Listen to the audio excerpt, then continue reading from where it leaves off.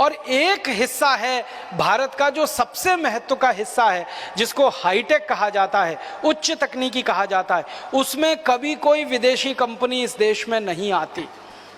मैं आपको नाम लेके बताऊं, सैटेलाइट बनाना हाई टेक्नोलॉजी का काम है, बहुत कठिन टेक्नोलॉजी होती है, बहुत क्लिष्ट टेक्नोलॉजी होती है, बहुत कॉम्प्लिकेटेड होती है। सैटेलाइट बनाना आसान काम नहीं है, लेकिन सैटेलाइट बनाने के लिए आज तक इस देश में कोई विदेशी कंपनी नहीं आई। आपको सुनकर हैरानी होगी, भारत देश ने अपना सबसे पहला सैटेलाइट 1975 के साल में छोड़ा था, जिसका नाम था आर्यभट्ट। तो आर्यभट्ट 1975 में हमने अंतरिक्ष में छोड़ा और उसके बाद हमारे 20 सैटेलाइट अंतरिक्ष में गए हैं। और अभी लेटेस्ट हम तो दूसरे देशों के सैटेलाइट भी अंतरिक्ष में छोड़ने लगे हैं। इतनी तकनीकी का विकास इस देश में हुआ है, ये संपूर्ण स्वदेशी पद्धति से हुआ है, स्वदेशी के सिद्धांत पर हुआ है और स्वदेशी आंदोलन की भावना के आधार पर हुआ है। इसमें वैज्ञानिकों ने काम किया है वो स्वदेशी, इसमें जो तकनीकी इस्तेमाल हुई है वो स्वदेशी, इसमें जो कच्चा माल इस्तेमाल हुआ है वो स्वदेशी, इसमें जो टेक्नीशियन लगे हैं, जो मैकेनिक लोग लगे हैं, वो सब स्वदेशी।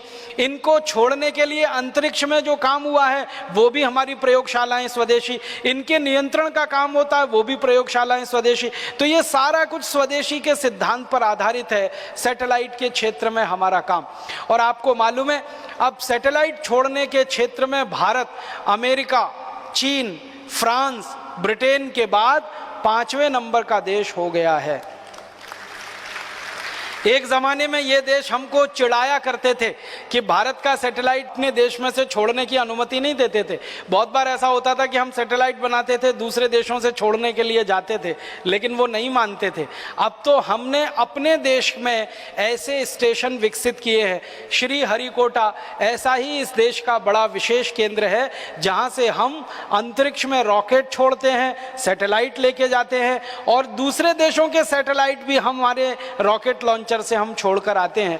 इतनी तरक्की और इतना विकास इस देश में हुआ पिछले 30 वर्ष में, तो सिर्फ स्वदेशी की ताकत और स्वदेशी के सिद्धांत पर हुआ है। एक और उदाहरण देता हूं, मिसाइल बनाने की जो टेक्नोलॉजी है ये संपूर्ण स्वदेशी है, भारत में विकसित हुई है। आज से 30 साल पहले भारत के पास कोई मिसाइल नहीं थी अपनी, हम विदेशी मिसाइलों पर निर्भर थे। या तो रूस की मिसाइल हमें मिले या अमेरिका हमको दे। लेकिन 30 साल से इस देश के वैज्ञानिकों ने, विशेष रूप से DRDO के वैज्ञानिकों ने रात दिन मेहनत और परिश्रम करके मिसाइल बनाने की स्वदेशी तकनीकी विकसित की। हमने 100 किलोमीटर की मार करने वाली मिसाइल बनाई, फिर 200 की, फिर 500 की, फिर 1000 की, फिर 1500 की, अभी 2000 की, अभी 2500 की और अब 5000 किलोमीटर की मार करने वाली मिसाइल इस देश में विकसित हो गई। और जिन वैज्ञानिकों ने ये पराक्रम किया है, जिन वैज्ञानिकों ने ये परिश्रम किया है, वो सारे वैज्ञानिक बधाई के पात्र हैं। उनका हम सबको बहुत सम्मान करना चाहिए कि विदेशों से बिना एक पैसे की तकनीकी लिए हुए संपूर्ण स्वदेशी और भारतीय तकनीकी पद्धति से उन्होंने मिसाइलें बनाकर दुनिया के सामने एक आदर्श प्रस्तुत किया। जिन वैज्ञानिकों ने ये सारा पराक्रम किया, सारा परिश्रम किया, महत्व की बात उनके बारे में जो ये है कि वो सब यहीं पैदा हुए, यहीं बढ़े, यहीं पढ़े और यहीं रिसर्च किया और इतना ऊंचा उन्होंने स्थान दुनिया के सामने भारत का स्थित करवा दिया।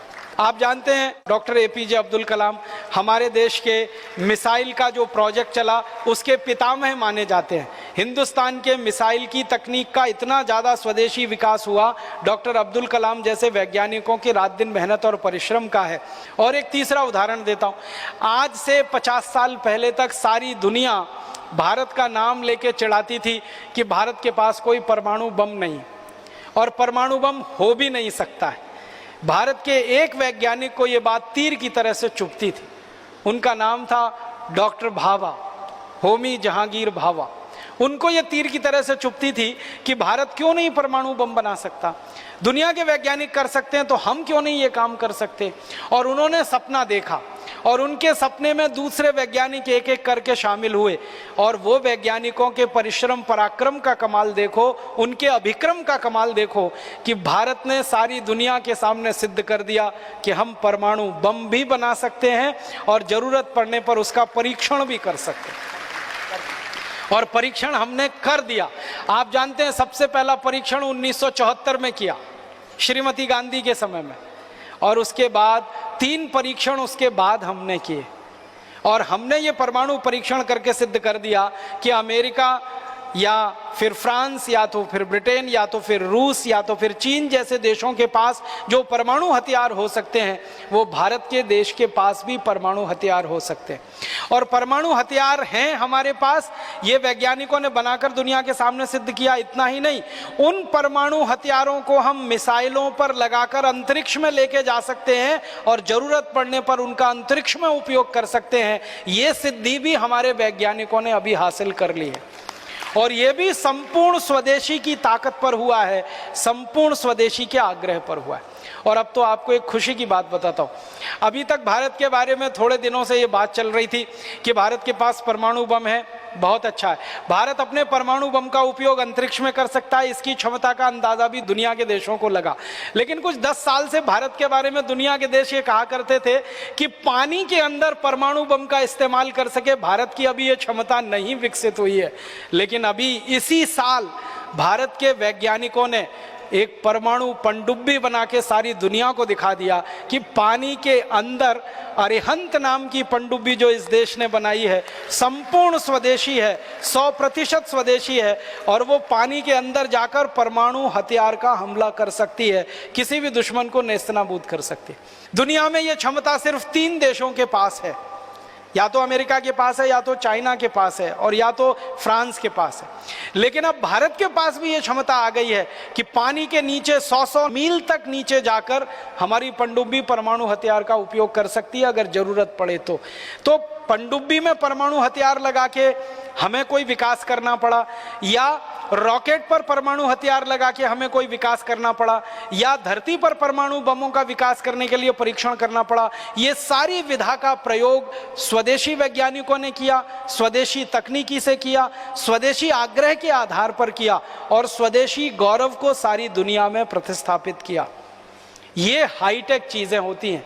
मिसाइल बनाने का काम, सैटेलाइट बनाने का काम, परमाणु बम बनाने का काम, पनडुब्बी बनाने का काम, जलयान बनाने का काम, जलपोत बनाने का काम, टैंक बनाने का काम, टैंकर बनाने का काम, तोप बनाने का काम, बंदूकें बनाने का काम, राइफल बनाने का काम, गोला बारूद बनाने का काम, ये सब चीजें हाईटेक होती हैं।